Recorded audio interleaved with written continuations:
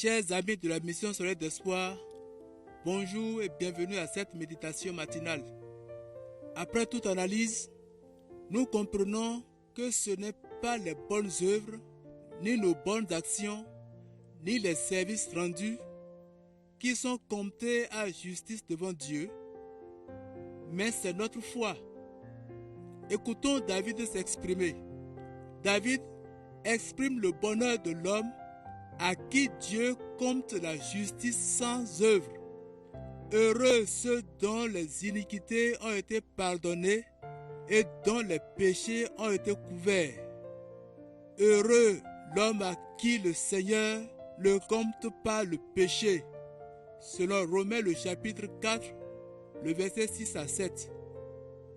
La méditation de ce jour est titrée « Comment être juste devant Dieu ?» Le patriarche Job a posé autrefois une question essentielle. Comment l'homme sera-t-il juste devant Dieu? Job 9, verset 2. De nombreux croyants de l'Ancien Testament se sont posé la même question sans la trouver de réponse. Dieu avait donné à son peuple une loi avec des commandements à observer. Fais cela et tu vivras. Luc 10, 28. Mais personne n'a jamais pu respecter cette loi.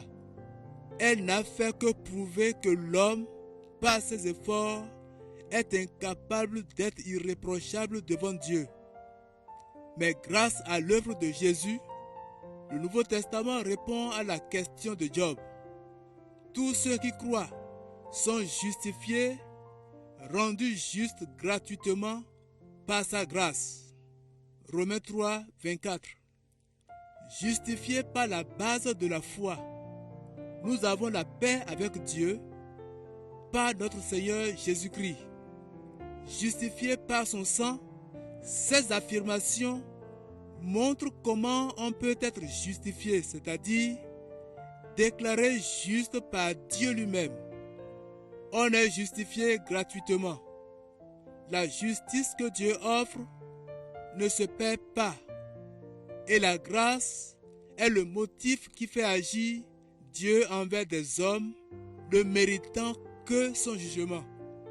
Le sang de Jésus est le moyen. Il atteste aussi que le péché a été jugé. La foi, c'est la main de l'homme qui saisit tout ce don gratuit et merveilleux. Nous voici à la fin de notre méditation. Que cette parole puisse produire des fruits dans votre vie tout au long de cette journée.